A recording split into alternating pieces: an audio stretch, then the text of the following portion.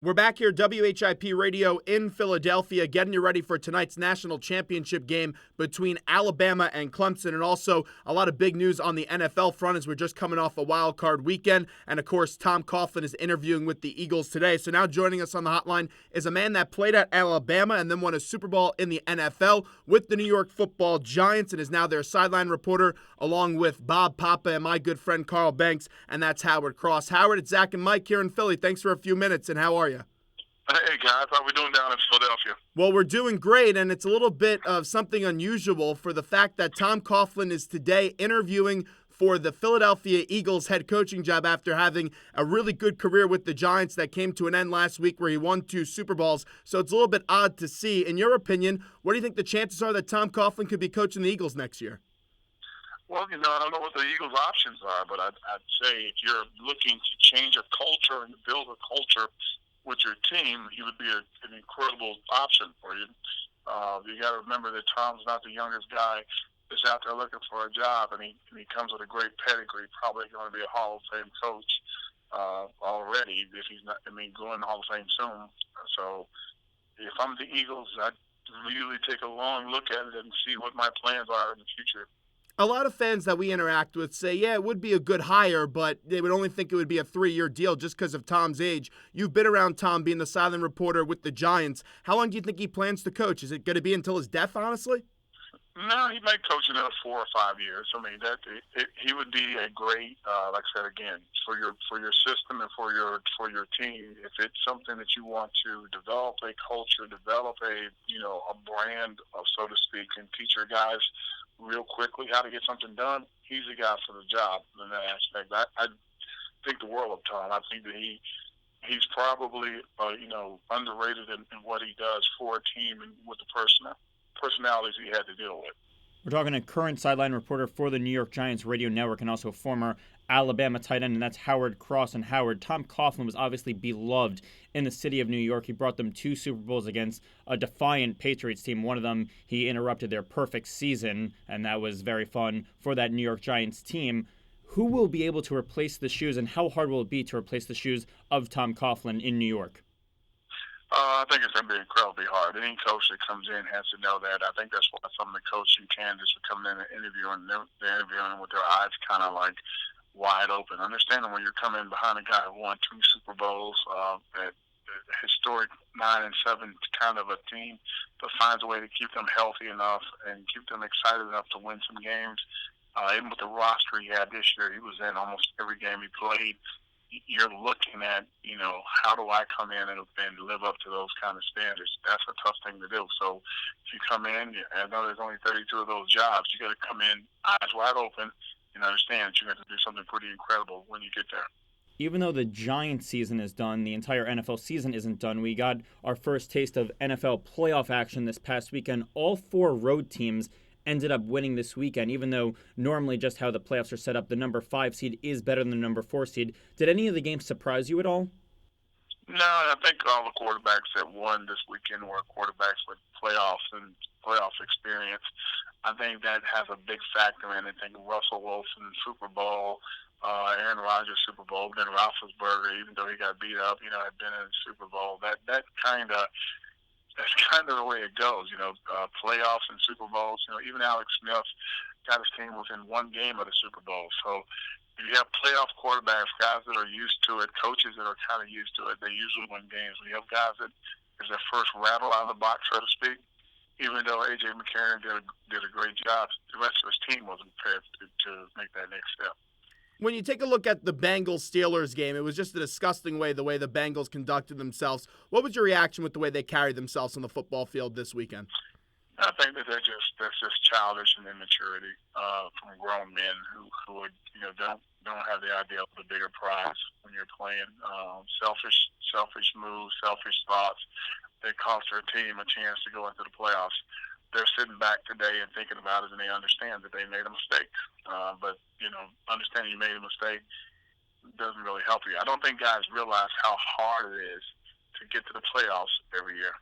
If they understood that, then they would. If they understood that, they would do everything they could to get there year in and year out and try to win some games once to get there. It's not this easy thing Take a look at the Minnesota game with the ball that a chip shot that gets kicked to the left, laces out, kind of joke, but it's so hard to get there. It's so hard to put yourself in that position. You can't, throw any chances away once you get there. You've been on the other side of it where the kickers missed it and it worked in your advantage when you were with New York. Just take us through those emotions as a player when you're sitting there waiting to see if that kick is going to go through or not. Their situation was totally different from our situation against the Bills. You got to know that we understood where his range was and what his likelihood of making one if he stayed outside the 45-yard mark. He actually kicked the ball from 47 yards. So the stats said and the rules for the scout report was that he probably wasn't going to make it. When he got that close, it was a little freaky, but it was one of those things that you kind of like, hey, he was supposed to make it anyway. We're spending a few minutes with Howard Cross right now, and Howard obviously played at Alabama. They're in a national championship game tonight. And Alabama, I think they're the favorite. I think they're going to win this game. Going away tonight, they'll put it away in the fourth quarter, in my opinion. But Alabama, over the years, when they do go down, it's usually against a mobile quarterback. Deshaun Watson is one of the best mobile quarterbacks in the country. He was in New York as a finalist for the Heisman. What do you think Alabama's plan is tonight going up against Watson? Well, what Coach Saban did, and I think that you can notice that, and it's going to really affect the way college football is played. He started to recruit kids that can play every down. Every school kind of recruits to play against a certain guy.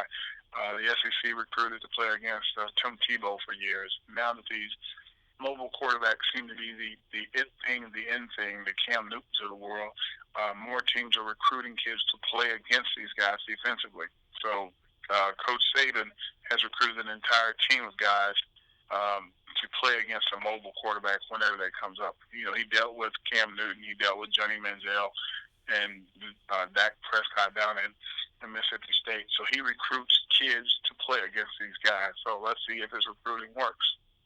When you have a guy like Sweeney, the head coach of Clemson, who's also an Alabama guy, played his college ball there and got his start at Alabama, you take a look at their run game as well. They put up 300-plus yards up against Oklahoma, and you're right, Alabama does recruit athletes, and the way they play defense is always special to see each and every year. But that Clemson running back, as you know, he's put up 100 yards at least 9 times this year, so that's going to be a difficult matchup as well.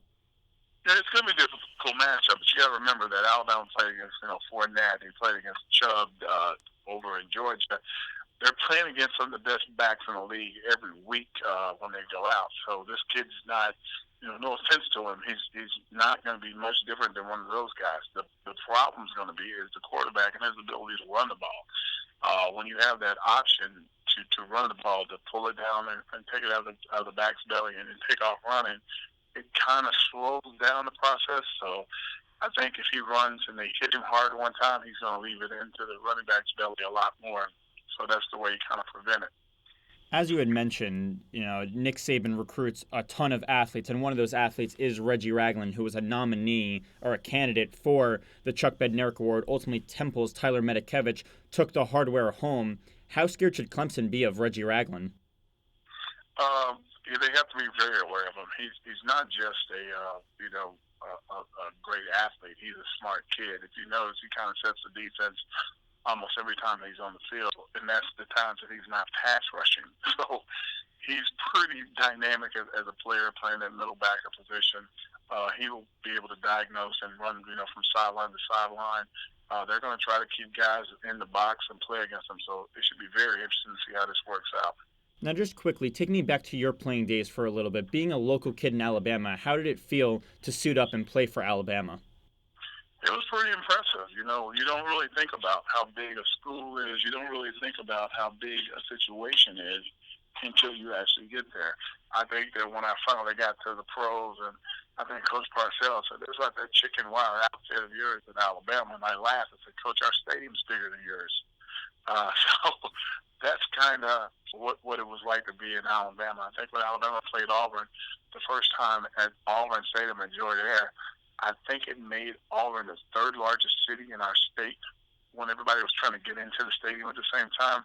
So I think, being from a metropolitan area here, New York, being around the Giants, the Eagles, and all these different teams, you kind of have this feeling that, they're the be-all, the end-all. Well, when you go out of the side of these major cities and you get to towns like in Nebraska or the town in Happy Valley where Penn State is, or Alabama, Tuscaloosa, that's their whole livelihood. Their town is built around the college, and that's what it's all about. So when you're a small kid from a small town and you go to, at that time we thought was a great big college, it's twice the size it was when I was in school now, you're pretty impressed and overwhelmed by it. There's so much tradition at Alabama. They're the powerhouse of football. Have won so many national championships, and Nick Saban has just done an incredible job recently there. But when you were there, I know Paul Bryant passed away before you got there, a few years before that. But what did they tell you about Paul Bryant when you got to Alabama?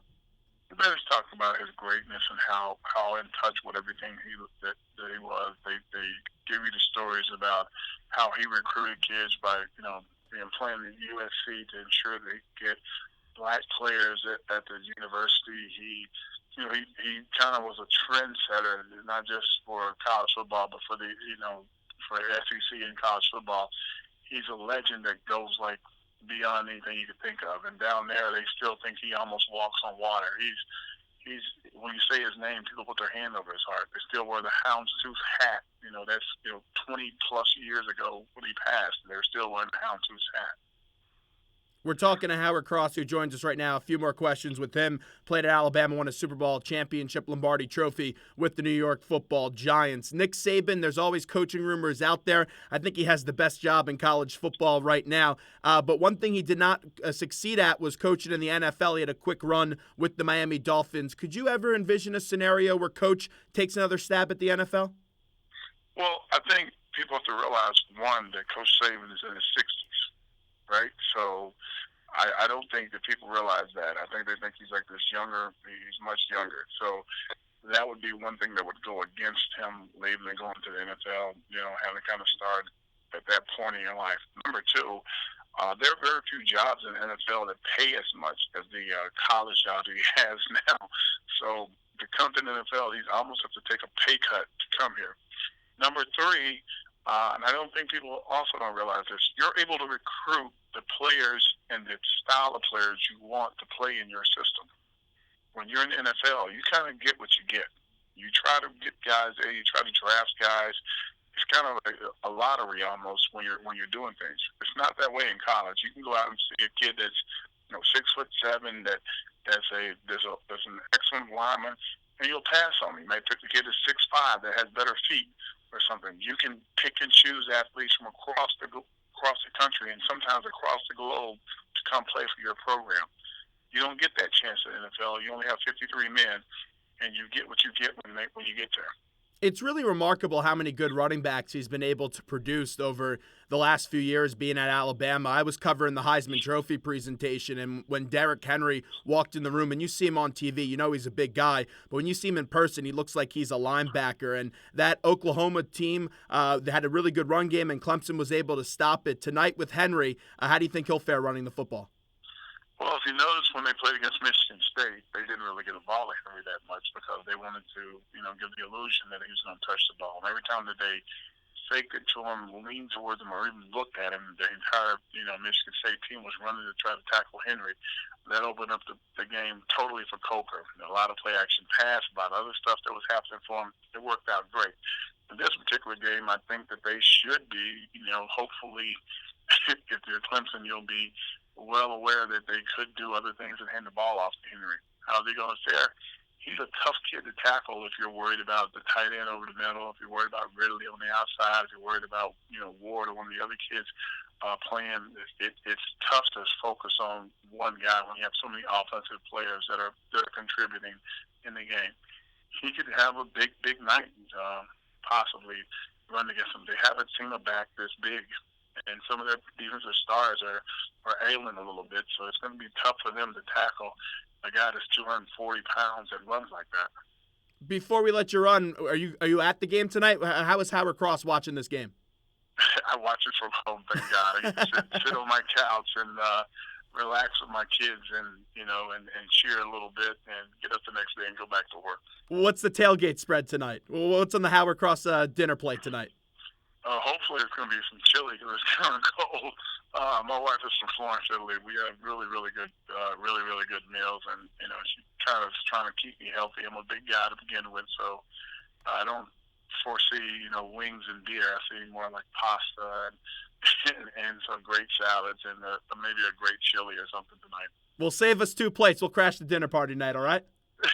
Absolutely, guys. You have a great one. You too. There's Howard Cross joining us on the hotline, WHIP Radio in Philadelphia. Mike, it's now prediction time. Let the audience know who do you think's going to win the national championship game tonight. I think Howard Cross's Alabama Crimson Tide, they're going to win this one. I think your prediction I saw on Twitter, I'm not going to reveal it, but I think I saw your prediction. I think it's going to be a little lower scoring. I think it's going to be just a battle in the trenches, as you like to say, Zach.